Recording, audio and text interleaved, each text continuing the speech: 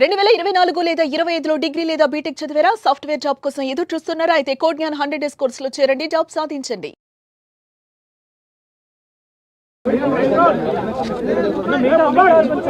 విలక్షణమైన నటనకి పరిపూర్ణమైనటువంటి రూపం కోట శ్రీనివాసరావు గారు.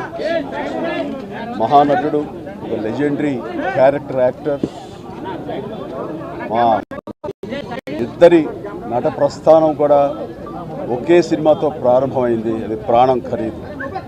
అఫ్కోర్స్ ఇక్కడే నారాయణమూర్తి ఉన్నాడు, నారాయణమూర్తి కూడా ఆ సినిమాతోనే ప్రారంభమైంది అనుకోవచ్చు. సో సుదీర్ఘమైనటువంటి ఈ నట ప్రస్థానంలో మా అనుబంధం వెనవేసుకుంది అంతా ఇంత కాదు. ఆయనతో నటిస్తున్నప్పుడు తెర మీద ఆయన నటనను చూసి అద్భుతం అనుకోవడం వేరు, వ్యక్తిగతంగా 1-to-1 కూర్చున్నప్పుడు ఆయన చేసే చమత్కారాలు కానీ చెప్పే జోకులు కానీ అవి ఆద్యంతం చాలా ఉత్సాహపరుస్తుంది. అంతే షూటింగ్ ఉందంటే కనుక ఇవాళ కోట శ్రీనివాసరావు గారు ఉన్నారు, ఇవాళ చాలా హుషారుగా బాగుంటుందని ఉత్సాహంతో వెళ్ళేవాళ్ళం. అలాగా ఆయనతోటి ఒక అనుబంధం పెనవేసుకు వెళ్ళింది. ఇక ఆయన చేయలేని క్యారెక్టర్లు, చేయని క్యారెక్టర్లు, మాట్లాడని యాస మాండలికాలు లేవనే చెప్పాలి. అంతగా పరిపూర్ణమైనటువంటి నటన. నాటక రంగం నుంచి వచ్చి సినిమా రంగంలో తనకంటూ ప్రత్యేకమైన స్థానం ఏర్పరచుకున్నటువంటి గొప్ప నటుడు. ఆయనతోటి నాకు ఎన్నో సినిమాల అనుబంధం ఉంది. ప్రతి సినిమా ఒక్కొక్క అద్భుతమైనటువంటి నాకు ఒక ప్రత్యేకం. అండ్ అలాంటి మా కోట శ్రీనివాసరావు గారు ఈ రోజున లేరు అనుకోవటం అనేది నిజంగా చాలా తీరని లోటు. అండ్ ఇది వాళ్ళ కుటుంబానికి, పరిశ్రమకి తీరని లోటు. అలాంటి మహానటుడు, అలాంటి వైవిధ్య పాత్రలు పోషించేటటువంటి విలక్షణమైన నటుడు మళ్ళీ వస్తారని అనుకోవటం లేదు. అలాంటి నటుడు మనకు దొరకరేమో కూడా, ఉండరేమో కూడా.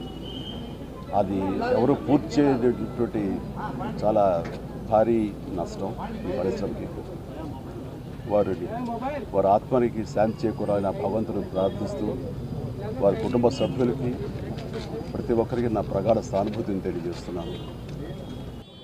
కోట గారు 4 దశాబ్దాల ఒక ప్రయాణం సినిమాలో. నేను తెలుగు ఇండస్ట్రీకి వచ్చే ముందు బెంగళూరు నుంచి ఆయన సినిమాలు చూసేవాడిని. ఆయన తీక్ష్ణత, ఆయన ఇంటెన్సిటీ చాలా ఇన్ఫ్లుయెన్స్ చేసింది నాకు. ఆ తర్వాత వచ్చి 2-3 దశాబ్దాలుగా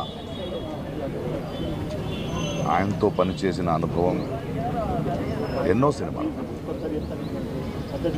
చాలా విశిష్టమైన వ్యక్తి, అందరికి నచ్చడు. ఎందుకంటే నాకు తెలిసి ఎవరిని మెప్పించే ప్రయత్నం చేయలేదు ఆయన. ఒక అద్భుతమైన నటుడు. ఎందుకంటే ఆయనకంటూ ఒక అవగాహన ఉండేది, ఆయనకంటూ ఒక సటైర్ ఉండేది. పరిశ్రమలో మనం చాలామంది నటులను చూస్తాం, కానీ ఏదో ఒక డైలాగ్ రాసిస్తే దాన్ని అలాగే చెప్పడం కాదు. దాని వెనక ఆయనకున్న ఒక సటైర్ ఉండేది, ఒక అవగాహన ఉండేది. ఆయనది ఒక ప్రెజెన్స్ నాకు చాలా నచ్చేది. ఆయన ఎవరిని వదిలిపెట్టాడు.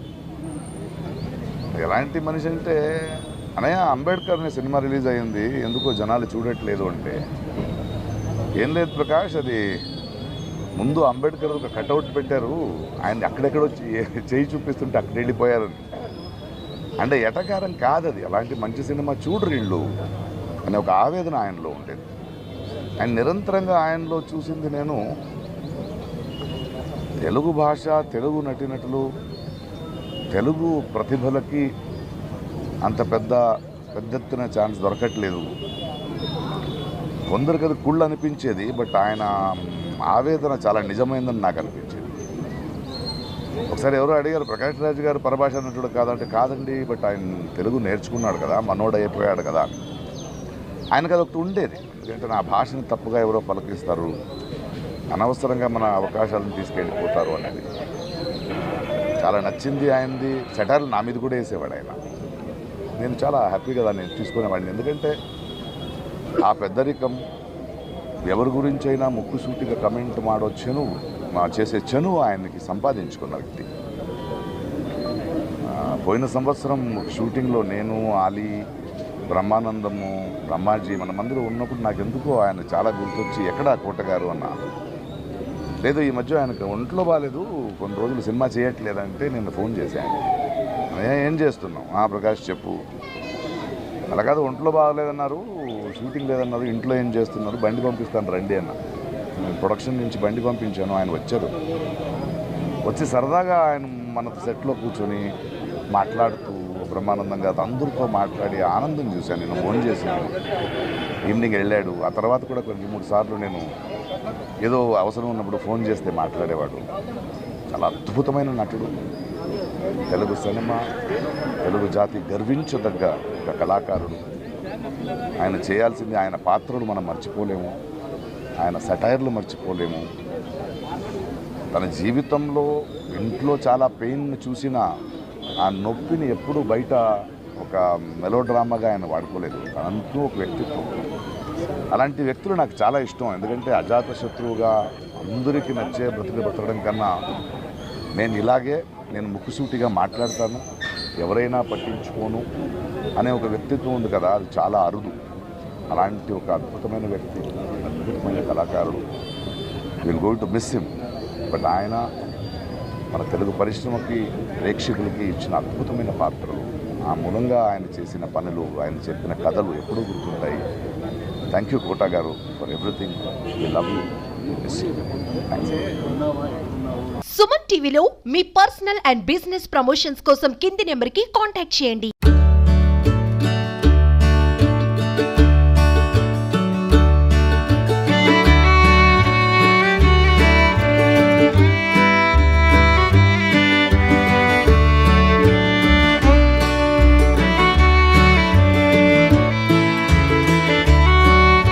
సుమన్ టీవీలో మీ పర్సనల్ అండ్ బిజినెస్ ప్రమోషన్స్ కోసం కింది నెంబర్కి కాంటాక్ట్ చేయండి.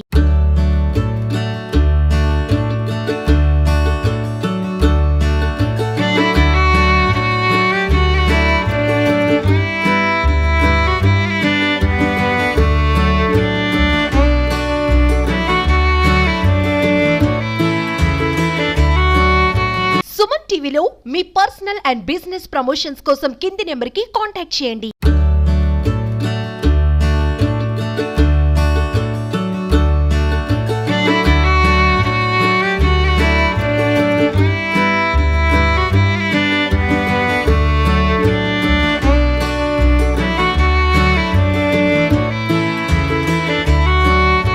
సుమన్ టీవీలో మీ పర్సనల్ అండ్ బిజినెస్ ప్రమోషన్స్ కోసం కింది నెంబర్కి కాంటాక్ట్ చేయండి.